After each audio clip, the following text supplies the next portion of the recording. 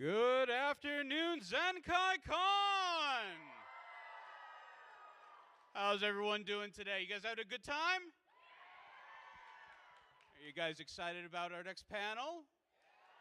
All right, welcome, welcome, welcome. All right. Well, we are very happy to welcome you to the Zenkaikon 2025 Lackadaisy screening and cast Q&A. Before we get to the actual pilot, let's welcome our guests onto the stage. All right, now you've heard our first guest is Zubul in the Amazing Digital Circus. Bella in Billy Bust Up, and Lacey in Lackadaisy. She's one of the co-creators of Farfetched and has worked behind the scenes of the Hazbin Hotel pilot and as an animator for Lackadaisy. Please welcome Ashley Nichols.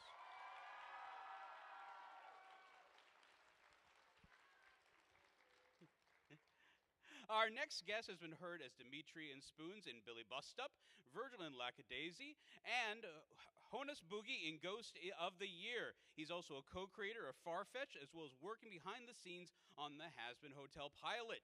Being one of the writers of Lackadaisy, everyone a big welcome to Cadaver Dave!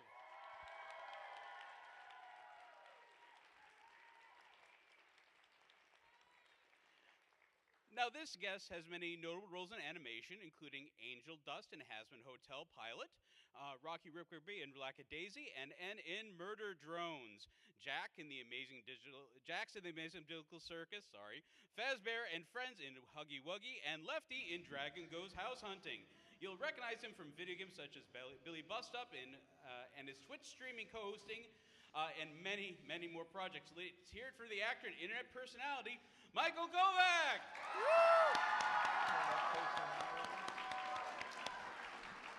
Hi, Dave. Hi, Pardon Michael. me.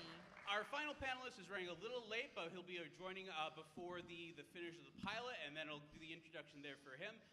But to get things started off with, we're very happy to showcase the pilot of Lackadaisy. Woo!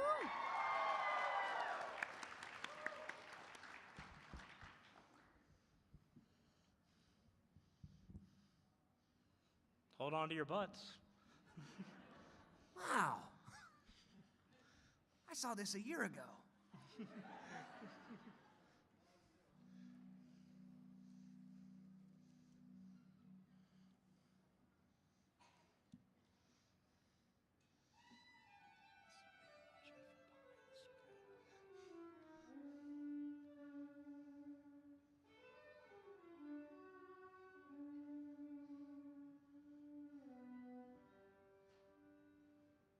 Oh man, River. That seems far too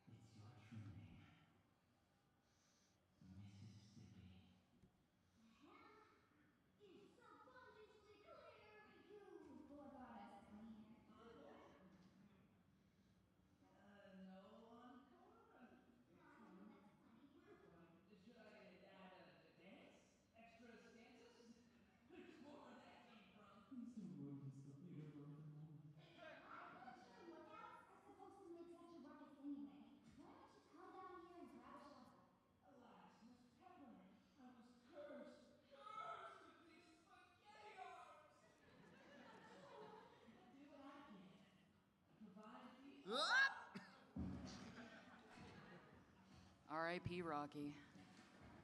Help, I'm dead.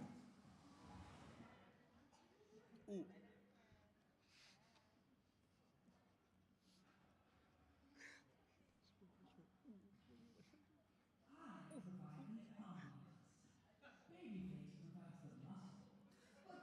Digging his way to martyrdom, the little go-getter. How about a little rhapsody? G minor, for comfort. Buddy, if you're not gonna help us work, you're gonna have to double up the dirt. Rocky? I think I got it. Is that it? Well, it isn't. I'll have some awkward explaining to do in the family of, Herman Half family?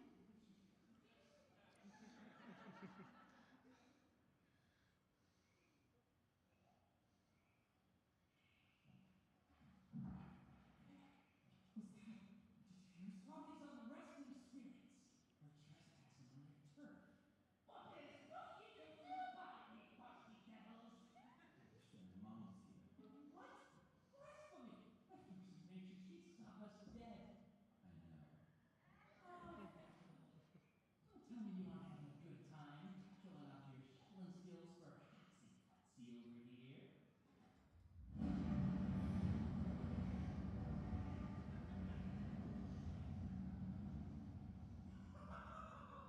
Cobra! Oh, for a moment there I thought it was your mom.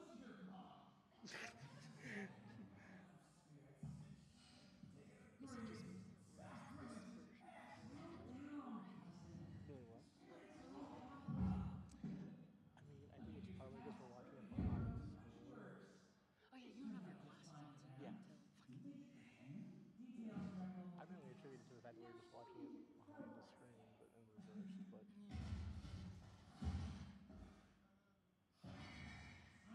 Liquid gold! Fine The sound whiskey design's design!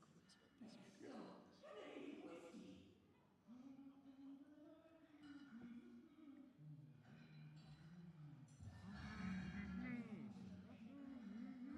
There's whiskey in the jar. The headlamps off. Be careful. Right, we've been so dog risky. red. Don't let her get away! You're saving it for a drop! Duration? Where's that spotlight when we need it, Miss Pepper?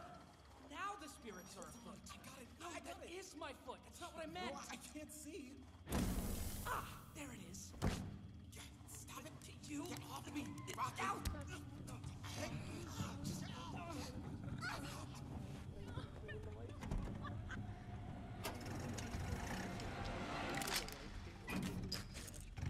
Excuse me?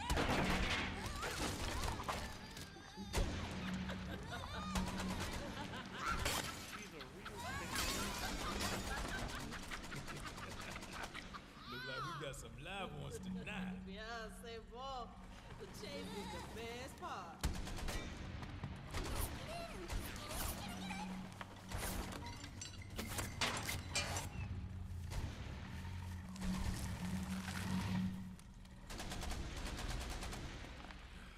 Let's not prolong this. This is a trifling matter. We have other business to tend to. Yeah, but none of it near as fun as this gonna be. Can't let the competition go unchecked. Even a little vermin. They got a way of festering. Alon!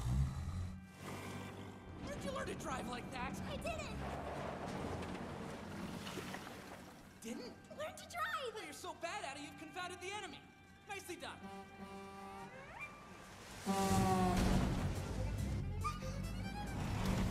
Get confounded! Get confounded!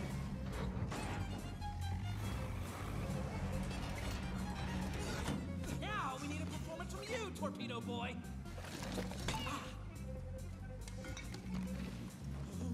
No. Yes, yes, yes! No. Don't be modest. Play us a symphony.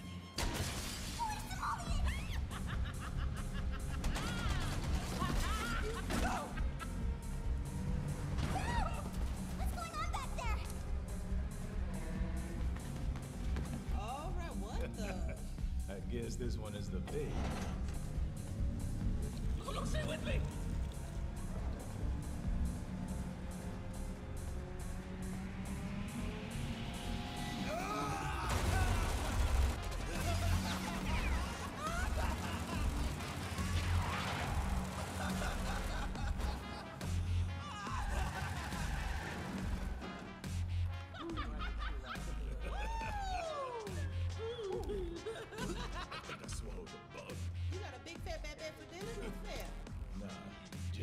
blast. Profoundly unprofessional. Well, they got more firepower than I expected. But you want to take over driving back there? No. Especially now that you have alleviated us of our windshield. Oh, you don't like how we play? How about you stop spectating and throw in, Chef? Or do we have to worry about you getting sentimental about old times? Brakes!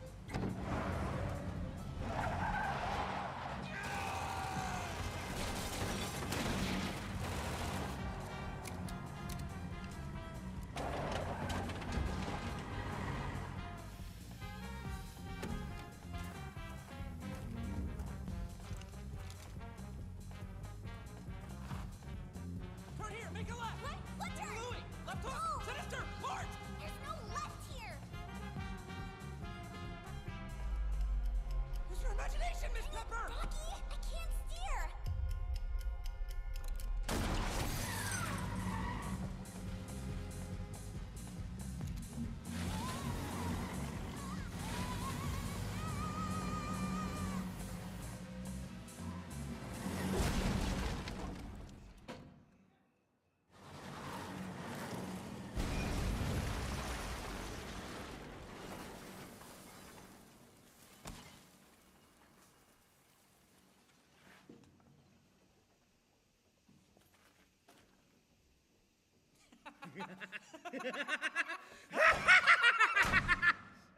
Oh, is it playtime now? Do you think we're safe? Start doing that directly in your ear, Dave. I'm used to it. Sorry. Sorry. I didn't mean to. It's just that there's a fire, a burning hot fire in the engine compartment. The radiator!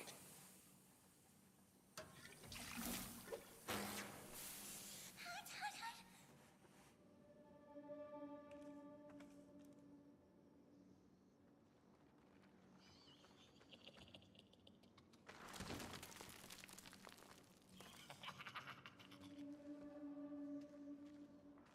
Gremlin mode.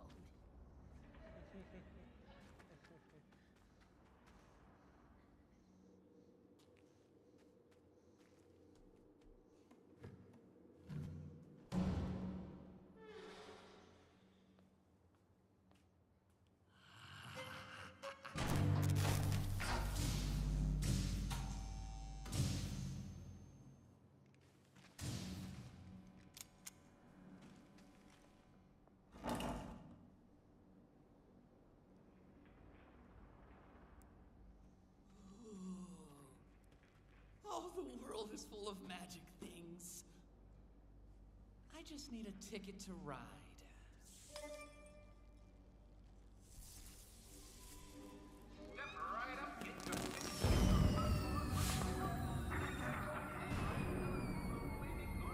Well, I'm nearly out of sleeves and ideas. The engine is still too hot. I don't even know if You said there was a pistol in here somewhere? There's always one wedged in the seat. Wendy was Kane. Here's Well, some dynamite. I guess that's a gun. I'll draw them away. You start the car. Please. This is going to take longer if you scatter them. What happened to you that made you hate fun? I'll take care of that. Disable the vehicle.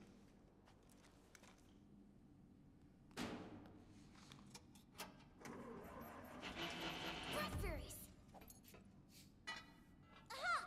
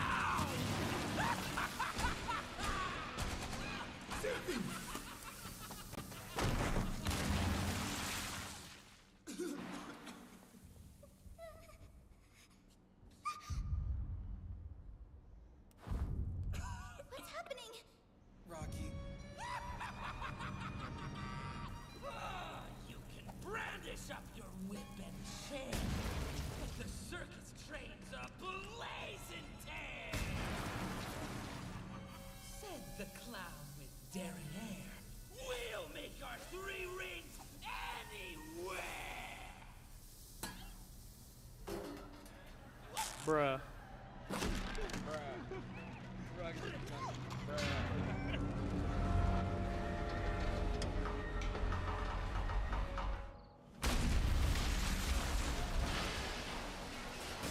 Well, I'm dead.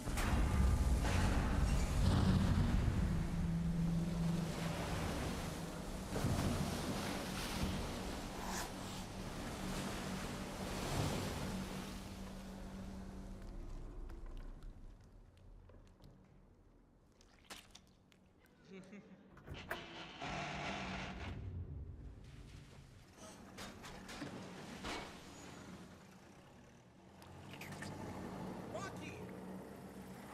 Come on, Mudbug! We gotta skedaddle.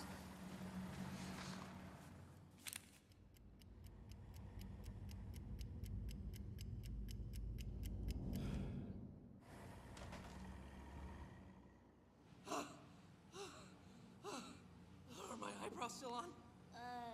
Yep. Aces. Here, Freckle. I got you a souvenir. You're supposed to light it first.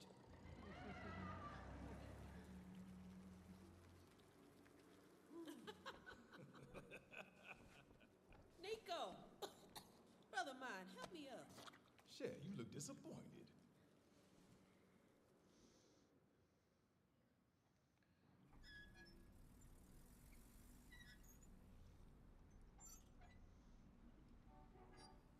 And though scrutinized and scandalized and troubled in the end by depleted finances, familiar story. Miss Duncan leaves behind, moreover, a legacy of consummate artistry and bold innovation. Done in by a scarf, the comic end that makes the tragedy, doesn't it? Speaking of tragedy, we got an old supplier back, the funeral home. Still, it's not the same without you. And that feeling that all of this was ours. Used to be we could drive a whole convoy of trucks in.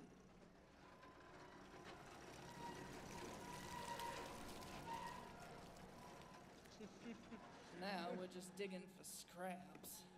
Well, however unbecoming, Atlas, that's my cue. Meet you downstairs.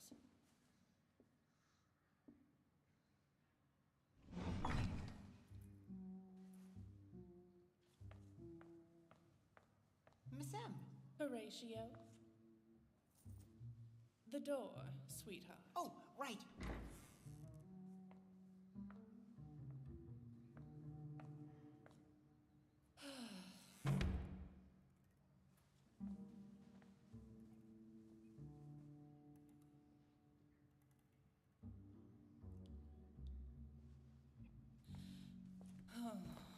How's the weather, madam? Ah, right, the difficult business of a business. You could certainly be of some help. Except I'm supposed to be a pillar of the community, baron of industry, upstanding citizen, you know? He said, bent over his illicit beverage. Oh, thank goodness, I wasn't sure you were alive. Zib! Shouldn't you be up on stage playing? For who? That guy? How about you, Wick? Shall I serenade you personally? Once I've had a few more illicit beverages, perhaps. I suppose I could use one of those too. Victor?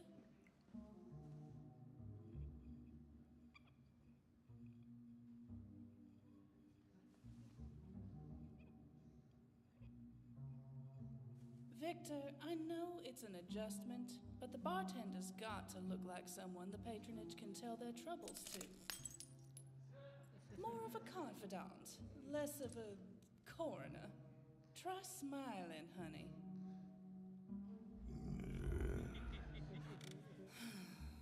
We'll work on it. Bum-ba-da-dum-ba-ba-bum-bum-bum! Hello. We made it, everyone! Sorry. We made it! About the carpet.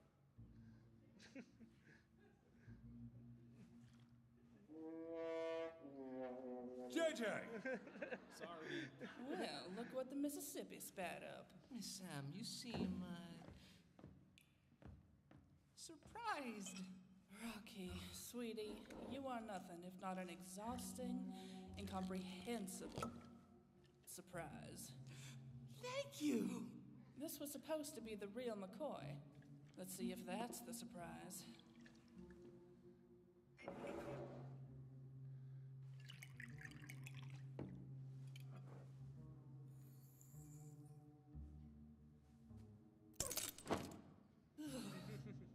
Well, it'll certainly start your engine. Which is to say, it beats radiator fluid. What's that aftertaste? Crisp, full-bodied, reminiscent of oak wood. Coffin varnish. Yeah, we can call it Sunset Rose Cocktail. Sunset Rose Cocktail?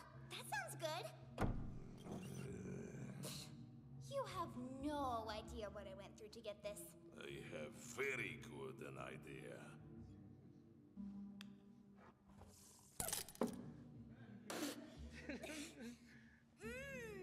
Sophisticated flavor. So, not bad then? Cool. Yeah. Better than getting shot. Still, is this all we got for our money, honey? You look like you took a bath in the red. Well, I could probably wring some more out of my coat for you. There was a minor incident? Incidences? The likes of what? Oh, just some spent ammo and... Desecrated graves. Fractured signage, minor flooding, lots of structural damage. We may have fomented a deadly rivalry on the way, too. But dynamite and heavy machinery are marvelous problem solvers.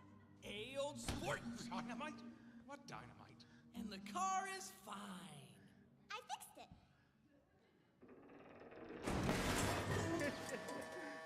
Also, you'll be happy to know my violin came through unscathed. I know you did your best, honey, but we can't keep running ourselves ragged and into the red to bring Omega. What I mean is, I don't see how this...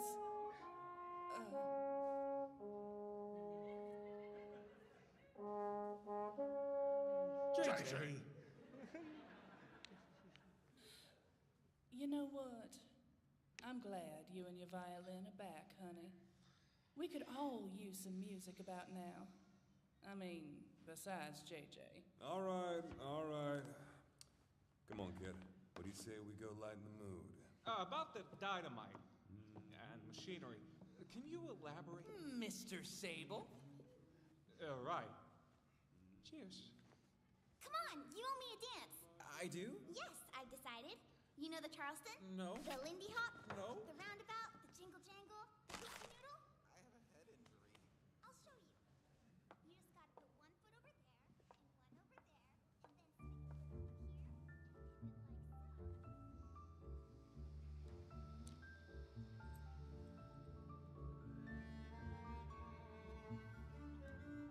There's also a post-credits, so just warning everybody. Just in case they can't get it. Like they were gonna go anywhere. Warning.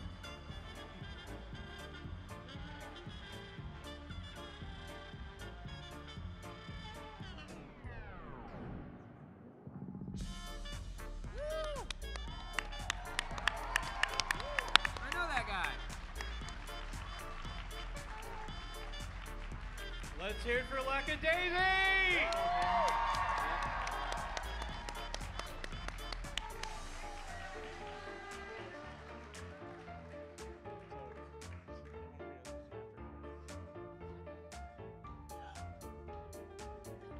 Ciao. Ciao. There's an after credits thing.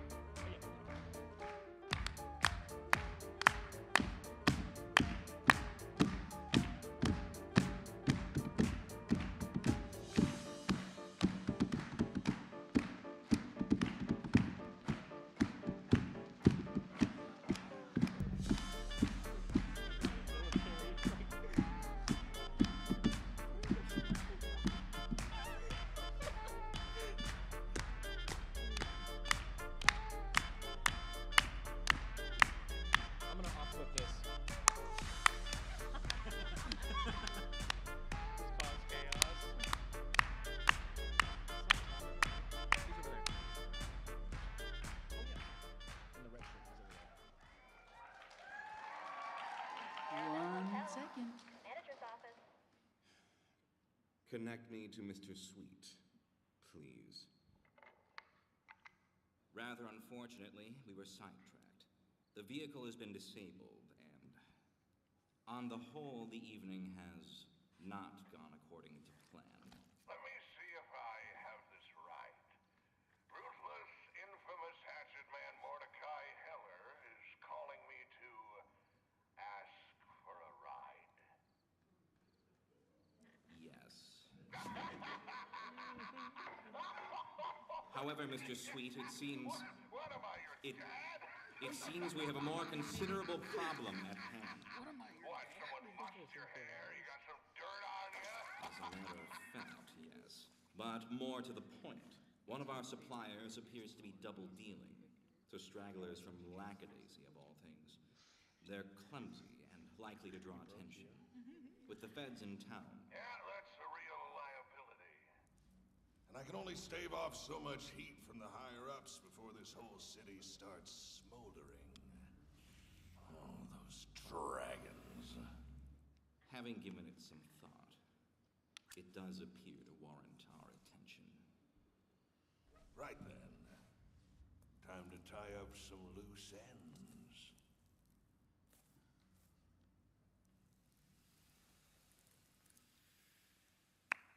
Now it's over. Now it's over.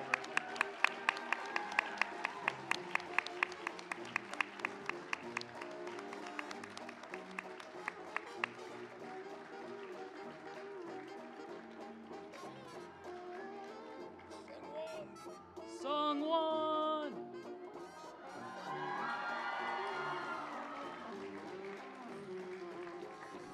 Here, we can pull that chair out of here. I don't think we need it. Hello.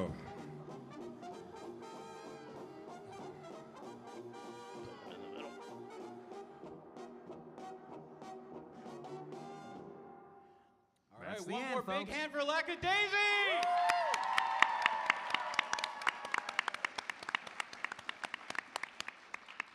And the gentleman that made the very smooth entrance at the end there, of course, you recognize the voice of Mordecai right there. Of course, we have also known for his role as Senshi in Delicious in Dungeon, Flack in Borderlands 3, Kage in Ranking of Kings, and I can go on and on and on. Sun Won!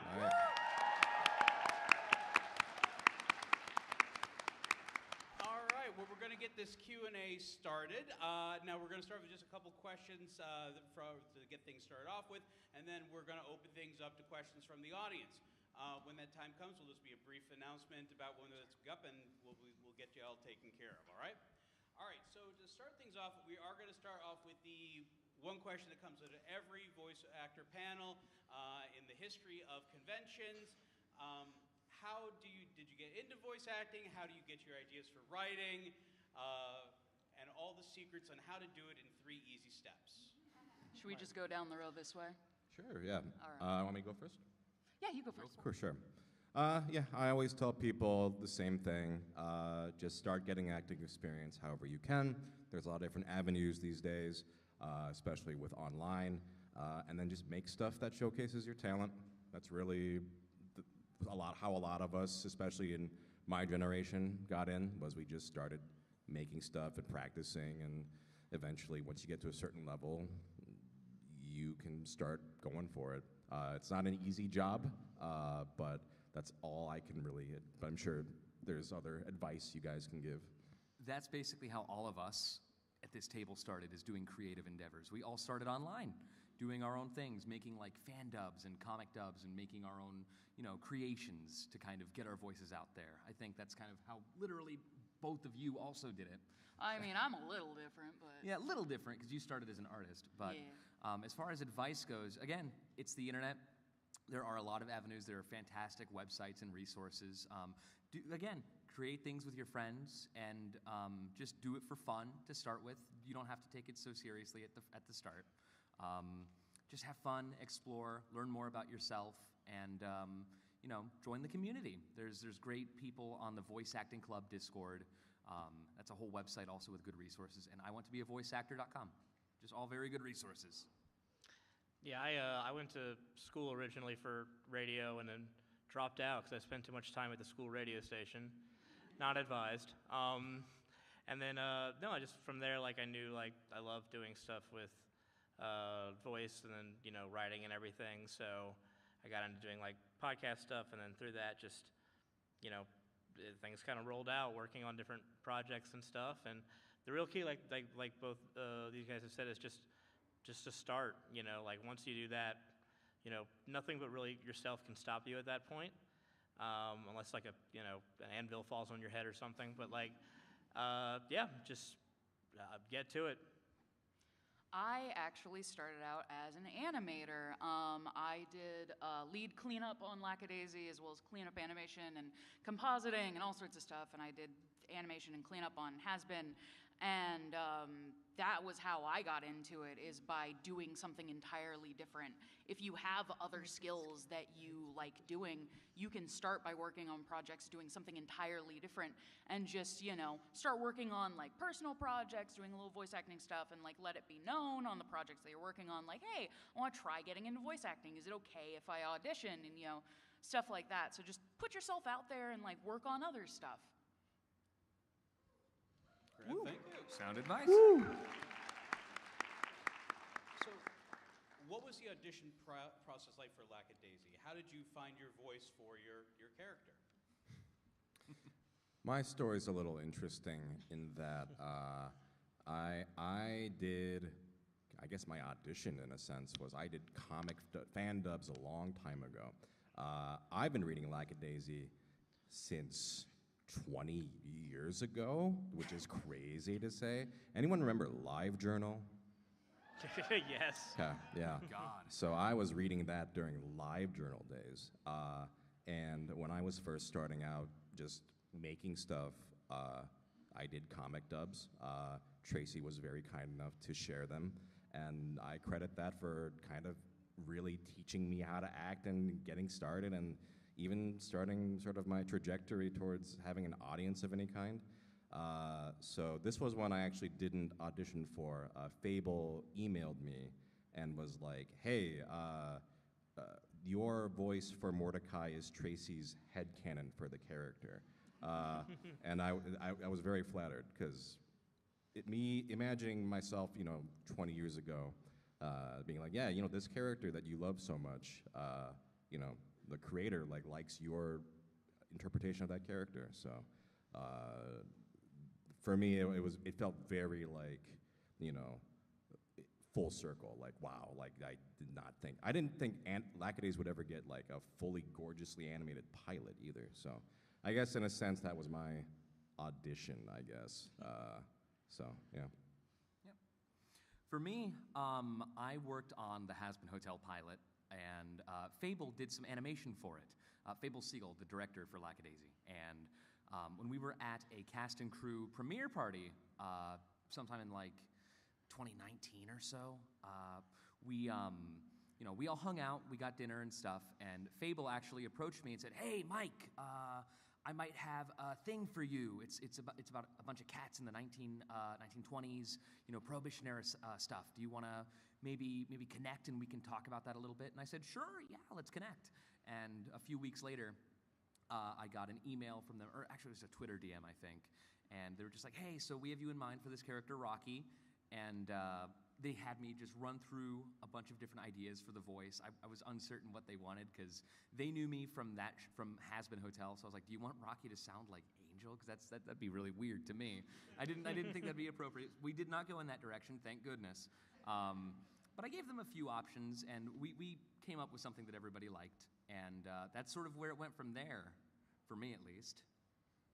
Mine was kind of interesting because after the pilot came out, and they decided that with the unbelievable success of being able to make a full season of the show, I guess they were like, we want to bring on like a story editor for the scripts and stuff, and Fable reached out to me, which I was flattered, because I think that Tracy is an absolutely incredible writer. So I was like really kind of like freaking out a little bit.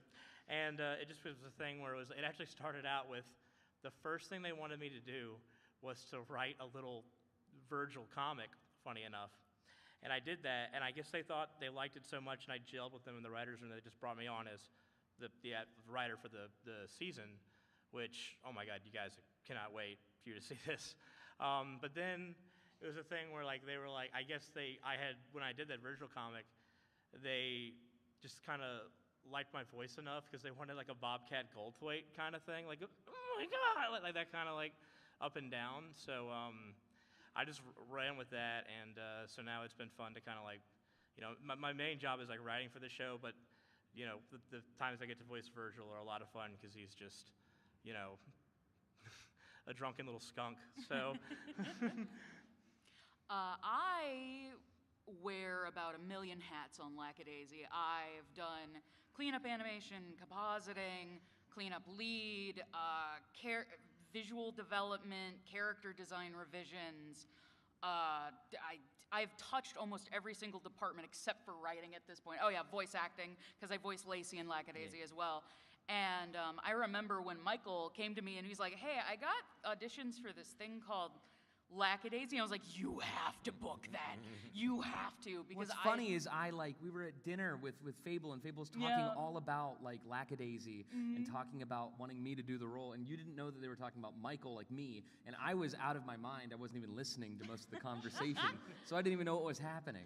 Yeah, and I had been reading the Lackadaisy comic, like Sun One, for like 20 years. Fable and Tracy, Fable the director and Tracy the creator, are two of the people who literally, like, I used their work to teach me how to draw when I was 12 years old.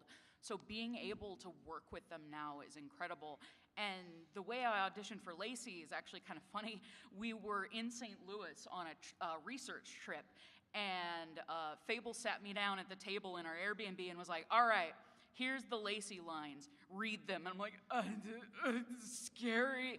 And apparently they had heard my voice for Zubul, and they were like, you're perfect at sounding done with everything. That's great for Lacey. And so we went over a bunch of the lines just IRL in St. Louis, and then I think I recorded a proper audition and sent that, and they were like, yeah, you already knew you had the role, you got it. And I was like, yay! I remember too when we were, because I helped out a little bit with some of the voice directing stuff and casting, because I was in the writer's room, and when it came to Lacey, they were like a lot of incredible auditions, but one thing we noticed that a lot of people brought like that very sort of like preppy, like, oh my God, Mr. Sable, like kind of thing, and we're like, no, she needs to sound dead inside. Like, Your letter opener, Mr. Sable. Yeah. All right, I think, should we open up for some questions from the audience? All right. Gonna ask you to line up. Single file, please. Order, like start and then like just back and forth. Yeah. That seems Hi. By the way, house rules. Please don't ask any personal questions. No. And don't ask any like inappropriate questions or NSFW anything, because this is a family-friendly convention. We appreciate that. Yes. And please try to not make it general questions of, I want to be a voice actor. How do I do that? We already answered that. No. We did. Please stay awake. But anyways, enjoy. Have fun. Hi. Hello. Keishan. Hello, hello. Hello, Rocky. Hi. It's like looking into a mirror. Glad you like it. You guys get asked a lot of questions all the time about so many things. Is there ever a question that you wish somebody would ask you about? How's my day? Yeah, how I'm doing. No. What's your favorite color? How's the wife and kids? You know. How do you do your taxes properly? I don't know the answer to that. For real though, that's a great question. Ironically, that's a great question. I guess it would be something that would like more. A lot of times, like when it comes to that, maybe like lesser roles, maybe of characters, or like more stuff You mean about like lesser known roles? lesser known Not roles. lesser roles, like yes, they're worse characters. Yes, but like that, and like maybe like more stuff of like kind of the actual like intricacies of some of the processes are interesting to talk about. So maybe stuff like more like instead of like how'd you get into this, it's more about kind of like when you're doing this thing, whether it's voice acting or writing, it's like what are the things that kind of like help you in your process for it, I think are kind of more interesting. So I'll steal what Dave said. Same with what Dave said. Good night, everybody. Good night, everybody. Yeah, no, I'll take that too. Yeah, pretty much. Yeah, all right. I get asked a lot of questions, and I feel like it's covered the gambit. So. Yeah, same. Yeah. Thank you. Thank you. Thank you. Thank you. Hello. So for my question, if during like the entire animation process and everything, and for the actual pilot, was there anything you wish that you were able to change, or how a character act or anything like that? I think that we all, like, you know, as we do things, there are going to be times where a character kind of grows with us, especially if we start off doing something like the way you did Mordecai during your comic dub days. I'm sure there's a lot of intricacies that you've changed over the course of the years that, you know, ended up in the final product for Lackadaisy as it is now. Yeah. Are you talking about what we've recorded that's not out? Is that the question? I can be vague. Well, what can I talk about? I guess just the pilot. Just the pilot? I mean, Okay. I mean, Dave, you're the one I guess that's writing. You can yeah, give a little I would be. information. I'm the one with all the secrets. I guess. I mean. I'll be vague. Yeah, I guess. I think, yeah, for me, it's a character I've known for a very long time, and kind of like what Micah was talking about. I feel actually very comfortable voicing that character. Like, to me, if I'm fortunate enough to voice a character like Mordecai, where I was already a fan, I'm just voicing him how I heard him in my head as I was reading it. So it's one where I think just having voiced him in some capacity or other for so long, it just feels like a very comfortable role to step into. But how about you guys? Meanwhile, with Rocky, that was more something I was not very familiar with Lackadaisy when I started working on it. So with Rocky, at least for the pilot, there are many instances where I'll listen to how I performed Rocky, and I'm like, oh, I should have had a little more nuance of a certain emotion here, or I should have like read this in a certain way differently. Like, there's always going to be little things we might look back on, especially when you don't know a character quite as well, and you're like, oh man, I should have done this a little differently. But again, that's part of the process of acting. Sometimes you're going to have instances where you are your own worst critic, and that happens, and there's nothing wrong with that. What matters is that you did your best, and you just kind of go forward. With the series, there's a lot more stuff that I'm very happy with, because we had a lot more time to really know the nuances of the characters, and also, you know, we did it all in person for the season, which is great. That was a lot of fun getting to do it in ensemble style locally in LA. Very, very cool. I have said that, you know, I mess with this guy all the time because he's my friend, but genuinely, my favorite bit of acting you've ever done in something that's out yet is the circus, like, dynamite stuff in this. That was fun. That was like, really I think wacky. you're phenomenal. So. Well, thank you.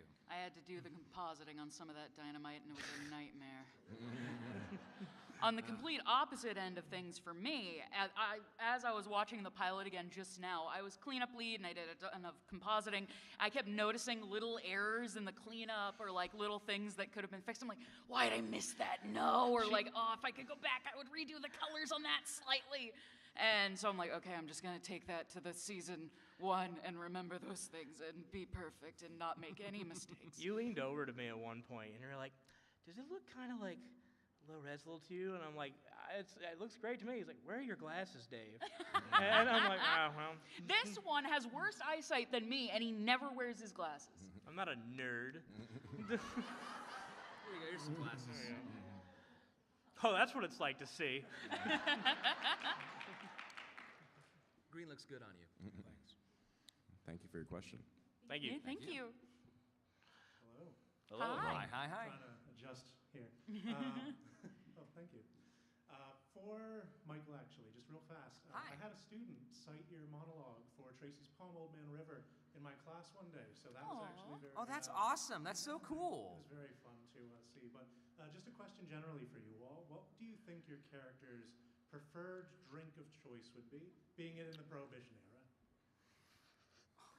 Something strong. Rocky doesn't drink, does he? I don't think No. Rocky drinks his own product. He would drink apple juice. Victor.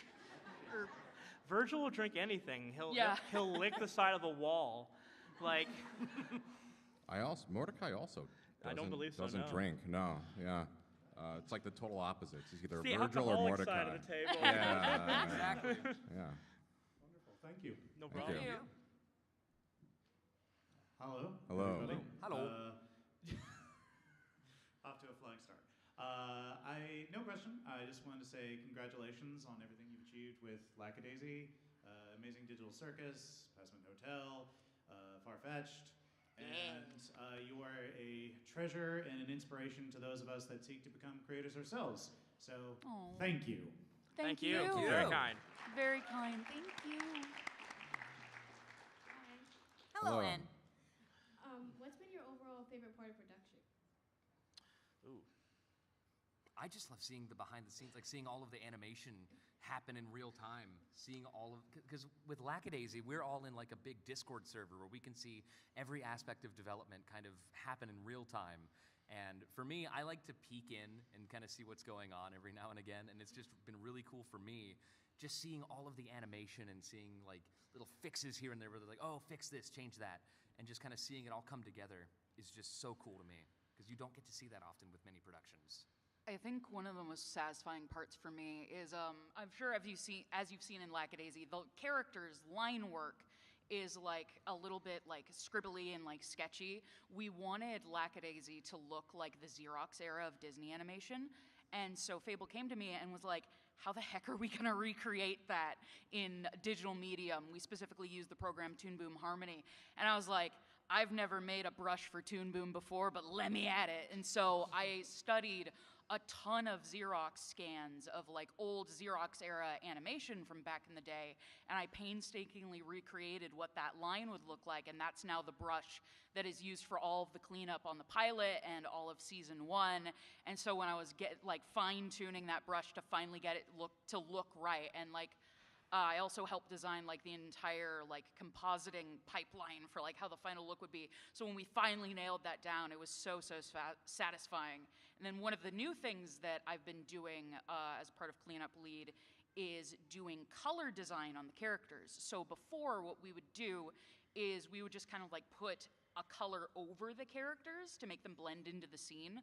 But now what we're doing is we're taking each character's palette, and individually, every single color on every single character is getting adjusted so that they have their own unique palette per scene, per lighting, and it looks gorgeous. We redid the clip from episode 1 that was released with that new like color design philosophy, and it looks gorgeous, and I'm super excited for people to see it. Sorry, that's my rant. For me, it was the recording in person that we did for season 1. That was something I had actually kind of pushed for and suggested to Fable, our director, which I hope wasn't annoying. No, it was awesome. Okay. It was a good little vacation. It was my first time doing that. I was just like, if possible, I think it would be very fun. Also because it's rare these days for ensemble recording. Pre-COVID, it used to be kind of the standard for animation to be recorded that way. Post-COVID, it's much rarer now. It still happens a little bit, but now that everyone has, different setups and a lot of people moved and whatever, and also some more celebrities are being cast and things, it's just less common. So I was like, I think that would be a really fun, kind of rewarding experience. I do really enjoy playing off people in person. Yeah, so that to me was a very enjoyable part of what we've done so far. I mean, even just recording stuff over Discord, though, just playing off, like I always end up playing off Jason Marinoka, who's great, and I like just running scenes with him is just so fun, because even that's rarer now with animation. A lot of animation, you go in alone, sometimes you don't hear anybody else. I much prefer to hear like a scene partner and play off of them. Thank you. Thank you. Thank you. Thank you. Hello. Hello. Howdy. So I really enjoy making bracelets, but recently I've been running out of words to put on them. Do you guys have any words that I could put on some bracelets? Epic. Poggers. No. Just the name Dave. Just the name Dave. Yeah, just Dave. I have so many words. Yeah, Cesspool, moron, Freak. You better freak. have words, writer boy. If you have the freak one, I'll take one. I don't know. Be careful. What are just some good words? We came a pretty good bunch, I think. I Yeah. think you should make one that says no, honestly. Yeah. No, yeah. make one, no. Yeah, a Mordecai one that says no. Yeah. You should make one that says, "This is burning my skin." Like. Thank you. Thank you. Hello. Hello. Sky Hello. here. My question is, what is your favorite line that you recorded that you ever filmed? Like in general, from Lackadaisy or from anything? In one of the recent shorts, Mordecai encounters a young Ivy, and he goes, "Oh no, it's precocious." That one was fun. He's got some good ones. For me, I just really love getting to do the really insane laughter that Rocky does it because it's so like it can be a bit exhausting, but it's really fun. Specifically the one that he does in the pilot that you guys have gotten to hear, where he like just gets out of the car and starts laughing. That's a really good. That was a laugh. really fun one. The entire monologue that he has that Dave really likes, where he's screaming, "The sudden circus comes to town." All of those are great. There's definitely some stuff in season 1 that's also pretty fun that I got to do. But I'm gonna go with just getting to do his crazy laughter. That's always really fun. I like the dynamite. Exactly. Thank you. No problem. Nothing for you, Dave? Well, that's we fine. can't It's answer not out without yet. NDA. Answer because You can't. season 1. That's so. true. Yeah. Hi. I was wondering, outside of your own character, what your favorite character was in Lackadaisy? Freckle. Victor and Asa are my boys. The two Victor Marnoka Jason characters. Marnoka Yeah, characters. the two Jason Marnoka characters. Did you call him Victor Marnoka? I did. My brain's not. Victor Marnoka. But yeah, I love any character that Jason voices. Mordecai, and I do love Victor a lot. I do love Asa Sweet too, actually. Yeah, those are probably my top 3. I also love Victor, but Freckle's my son. So. Freckle's a good boy. Yeah. I had to work on Asa's new character sheet, like updating it, so I stared at Asa for like 10 hours straight, and it did something to my brain that can't be undone. Thank you. Thank you. Thank you. Hi, I'm back. I was just wondering, what are some like vocal warm-ups you guys do to like before like recording?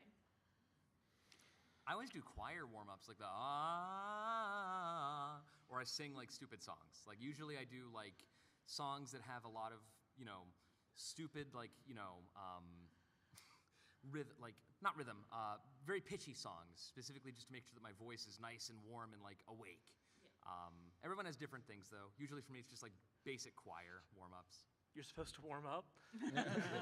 Sometimes, you forget to. I don't know what works for warm-ups, so I'll just do "Mommy made me mash my M&Ms," or red leather, yellow leather, red leather, yellow leather. But if I need to get into Zooble specifically, I always, at the start of the Digital Circus recording sessions, go, "Shut up, Jax." I feel like that's for how I Zooble- get into I feel character. like for Zooble, it's better if you're like just waking up and you've Oh got yeah. nothing going on. No, I've gotten sick during multiple recording sessions, and Goose was like, "Oh, that's perfect. You'll sound even more Zooble."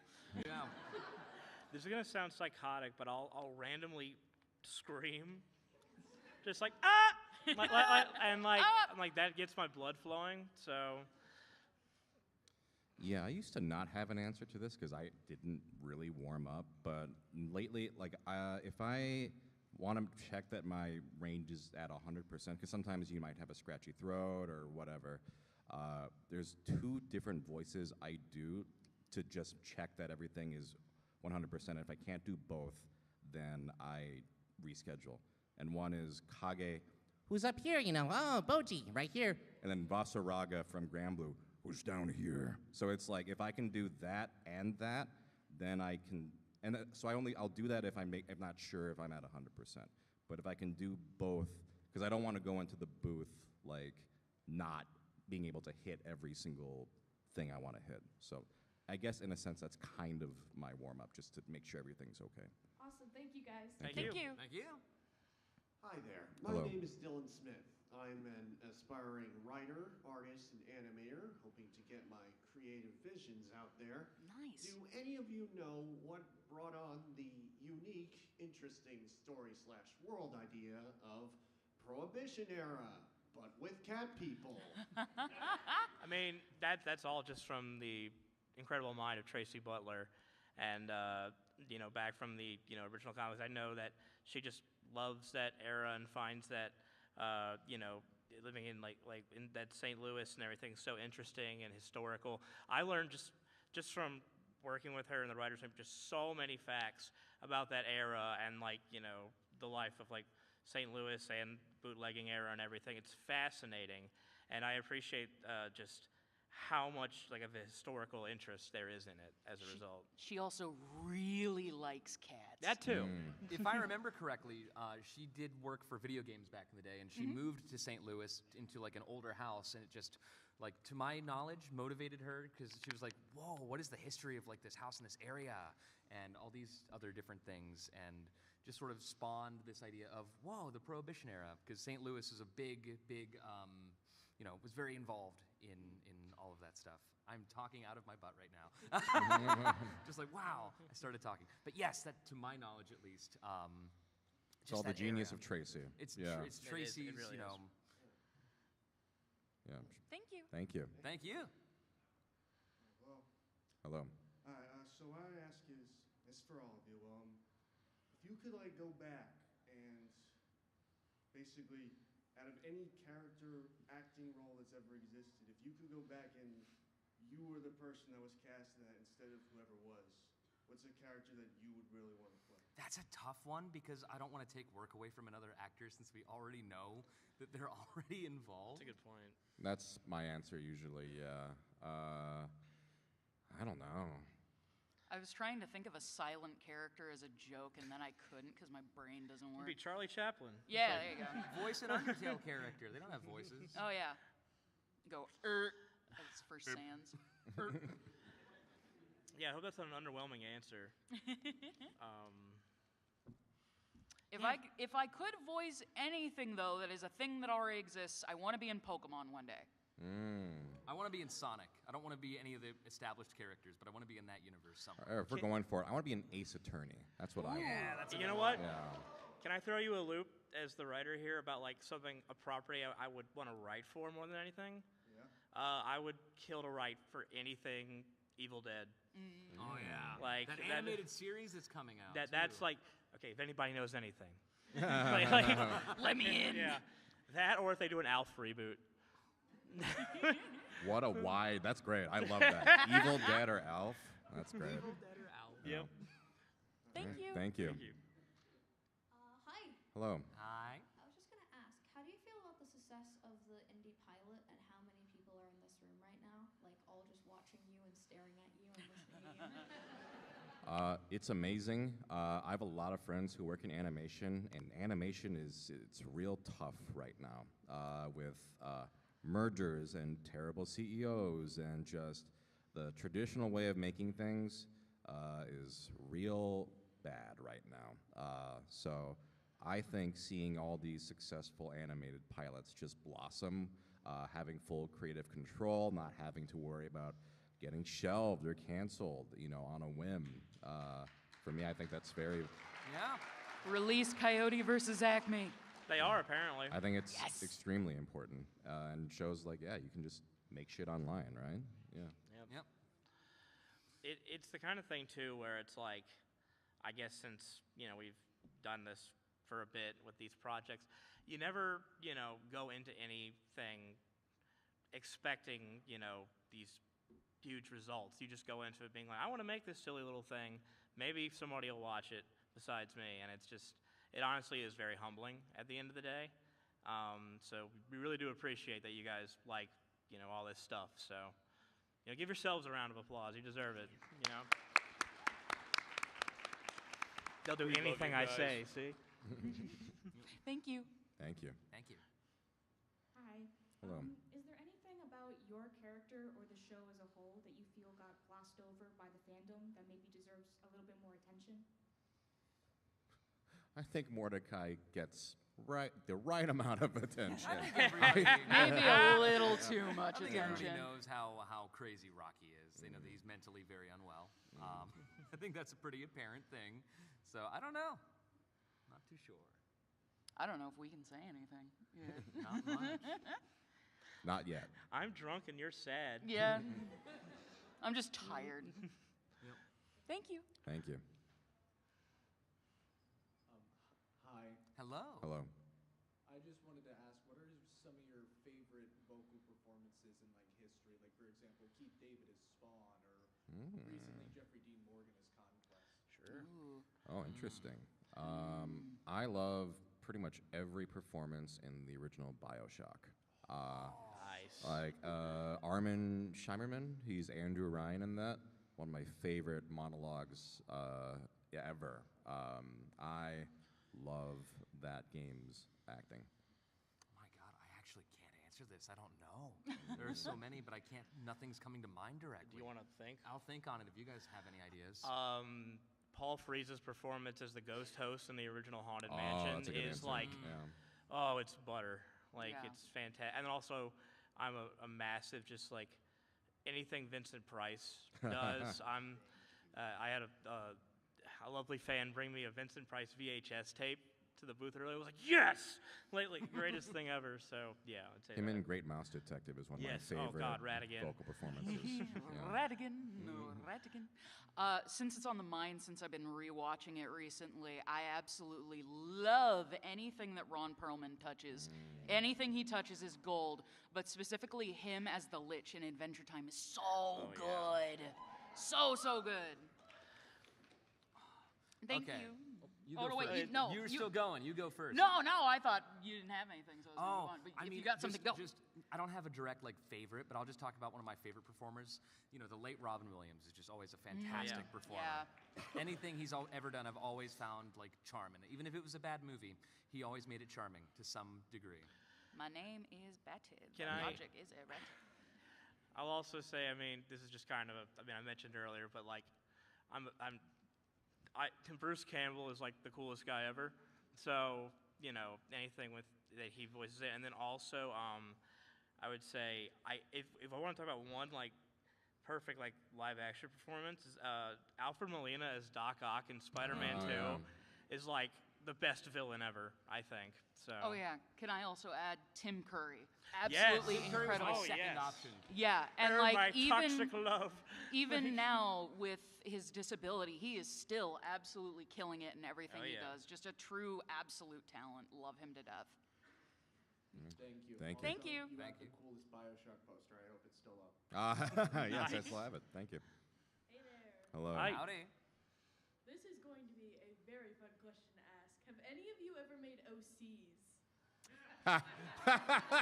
I got a whole show full of them. I was It's about to called say- Farfetch. I was about to say we're cheating. 'Cause Yeah. technically we make a show. You've got those answers. Yeah, I made two characters called Rue and Kira when I was 12 years old, and now I have spent God knows how much money bringing them to life in the show Farfetched. And now I was like, here's Piper, Warren, Griff, Drain, Quinn, Papa Swirl.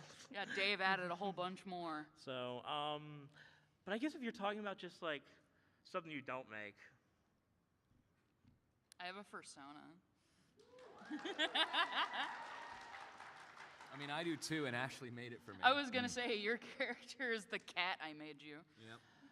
I remember when I was a kid, I think I made some goofy Spider-Man villain or something. I think it was Kid X or some stupid Kid thing. X? Yeah, and I drew him and tried to sell it on the playground, and they threw rocks at my head, I met my wife through Mario fanfiction. I wrote Mario fanfiction when I was 12 years old. That was a long time ago, and there were writing communities, and I made friends, and I'm still friends with them to this day. And she was one of them. So yes, I did write. I make OCs. Yes. Thank you, fanfiction. Thank you, OCs. Thank you. For my marriage. I did not make OCs, unfortunately. I don't have anything interesting here. Closest I've got is what Ashley made for me, the Yeah, Covey little Cat Covey character. cat. You've made him your own over the Thank years, you. though. Oh yeah, he's changed a lot. How difficult is it to find in book auditions? Ah, Very. interesting. It can be. It can be, it depends on networking, what you know, what resources you have available to you. The internet right now is a great resource. There's always, if you know where to look, there are always opportunities. It just depends on if they're of interest to you, I suppose. If you have an agent and you're booking through them, they usually will get you auditions. But if you're just a freelancer doing things, it can be tough. You have to know where to look, and it takes time. And just be ready to audition a ton. You're going to receive a lot of rejections, and even if you're like a big established pro, you're still going to get a lot of rejections. You have to just remember and keep in mind that that has nothing to do with your skill or whether you're good or not. It's just you're going up against a lot of people, and maybe you're just not what the director had in mind, and that's nothing against you. It's just, you got to keep putting yourself out there until you get it. You guys could talk a lot about how you cast for Farfetch, for instance, and how many auditions you guys got. Sure. Oh my gosh, yeah. We went through like 400 auditions for Farfetched. It was a lot. And what I tell everyone is I went through 400 auditions, and not a single one of them made me go, oh my God, this person's a bad voice actor. Not a single one. Yes. At the very worst, I was like, oh, maybe they need to work on getting a better mic. But not a single one did I ever go, oh, they're terrible, I don't want to hire them. I remember so many of the people who auditioned going, they are amazing, they're just not quite what I wanted, so I want to make sure I can work with them someday. And when you're sending out auditions, that exact thing will happen for you too. It can be difficult. I think indie stuff, like Michael said, you can find open auditions and stuff. I think for cartoons, video games, usually they send directly to agencies, and then you'll get them through there. And even then, you don't get all of them. It's funny. I have a manager who he specialized in live action first, and he was like, "This is bizarre to me," because in live action, pretty much all of them, all the auditions, even for the big stuff, everyone knows about. But he's like, "Yeah, for some voiceover stuff, it's like you really have to search for it, and even if it's a studio you've worked for, sometimes they won't send you the audition right away. So it does help a lot to have an agent or a manager who, sometimes I will tell my manager, hey, this thing is coming out, and I gotta read for it. I'm dying to read for it. So if you don't have that, it will be a challenge, but I think also you still gotta level grind and build up. A lot of it is networking as well. Just if people know you're good, you will send auditions directly. It's all just building experience and making those connections, and that's what can lead you to auditions. Yeah. Thank you very much for your question. Thank you for your question. Thank you. Luigi, hello. Hello. Hi, it's Luigi. Luigi from escaping from prison? Yeah. Freed now. For his ghost capturing crimes? Yeah. I was just curious about if you were to think of just one thing, each of you, just one thing that's changed most about the industry since you initially got into it. I'm just curious what you feel that one thing might be that immediately comes to mind. Wait, hold on. Are you Luigi Mangione, Luigi? How did you not notice that? I didn't even think about it. I just put it together. That's incredible. Oh my God. I wasn't going to say it.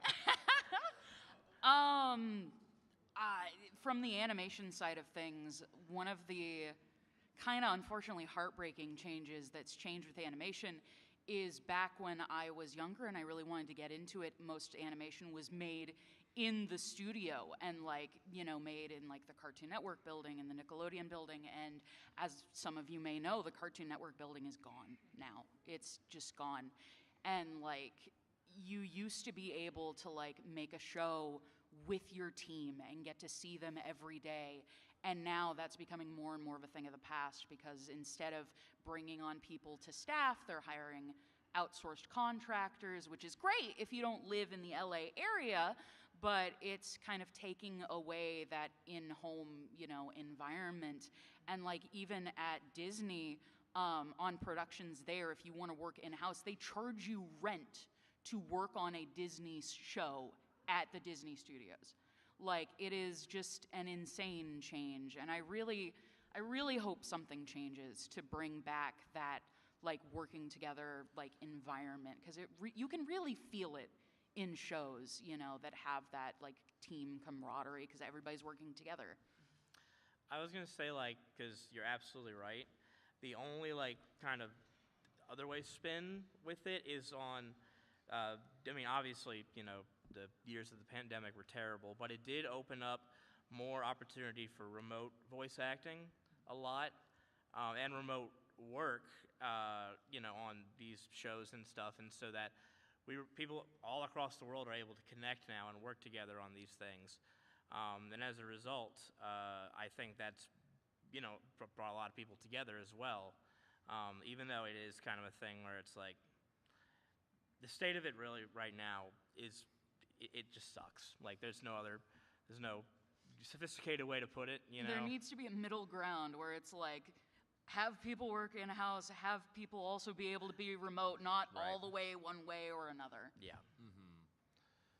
Yeah, like with what Dave said, the pandemic did change a lot for a lot of things. However, with voice acting in particular, a lot more studios are going back to being more in-person these days. So, you know, as cool as it was to get, because I live in Seattle, I don't live in the Los Angeles area, and I was only able to do anime mostly because of the fact that there was, you know, a global pandemic, and you know, they couldn't record in studio for a while. And so I know that gave a lot of people that usually don't work in that scene a lot more opportunity to give it a try, and you know, allowed for people to kind of learn a lot more new names in the anime scene.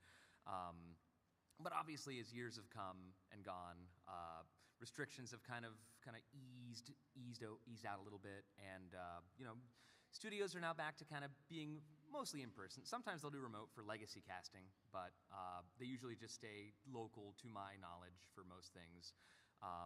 So as far as voice acting goes, I was never really in the industry. I mostly just worked indie myself, so I can't answer too much on that.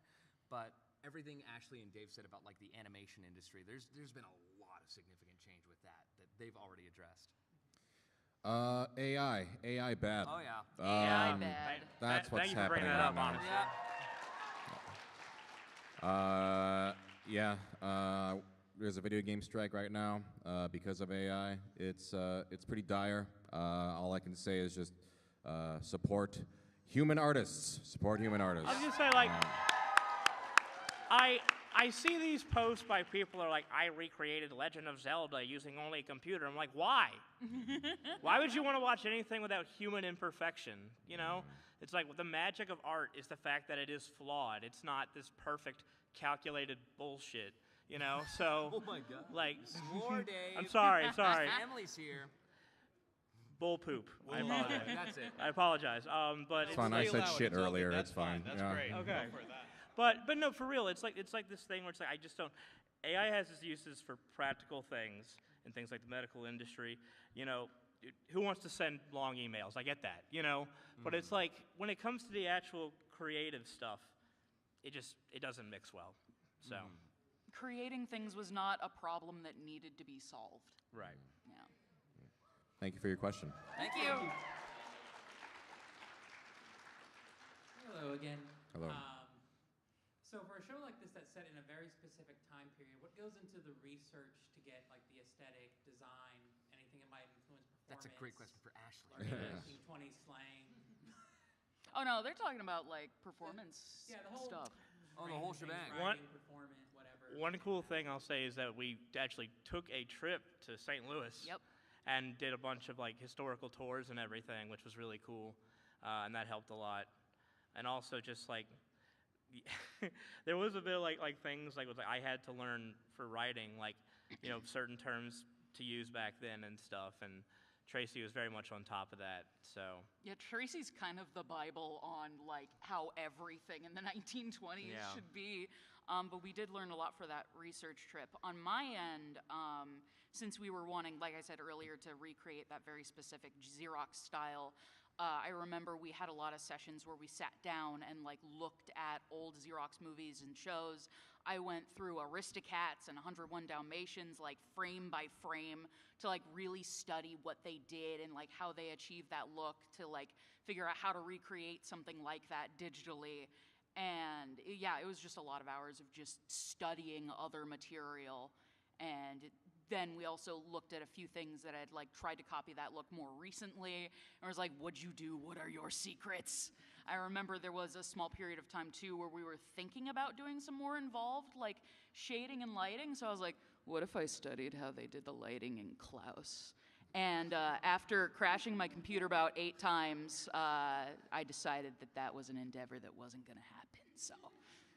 Yeah, I think from the acting side, we just get good scripts and just have to say them. Like Exactly. we benefit from all their hard work. Yeah. Yeah. Thank you. And Tracy and Fable would direct us to make sure that we did things as they viewed appropriate, and made sure that everything sounded as good as it could. Yeah.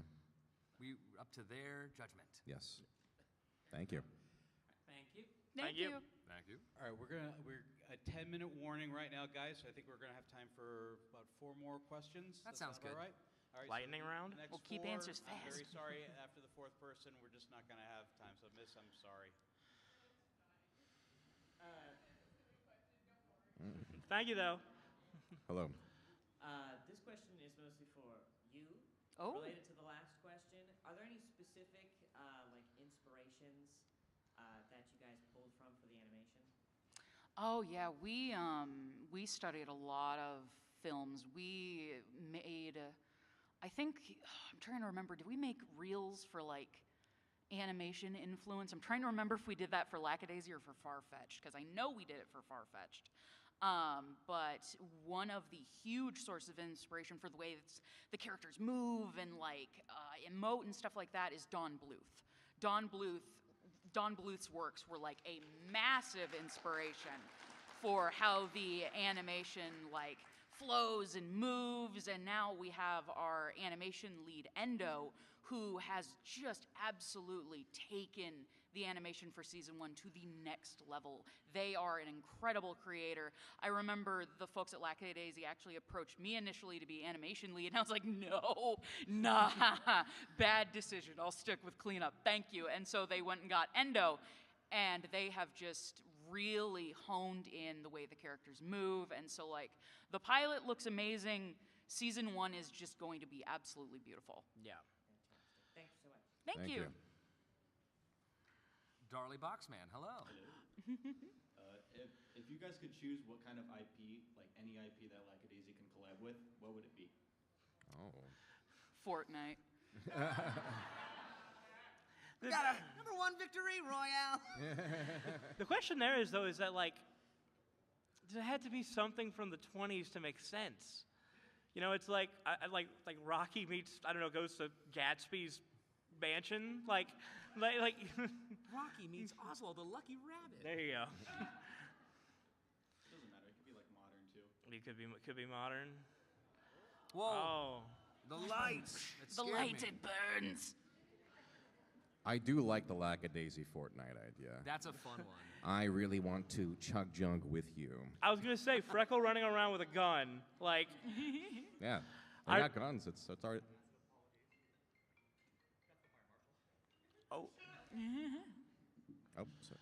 Good afternoon, your con operations director here. We've been asked to evacuate the entire building. This is unfortunately not a drill.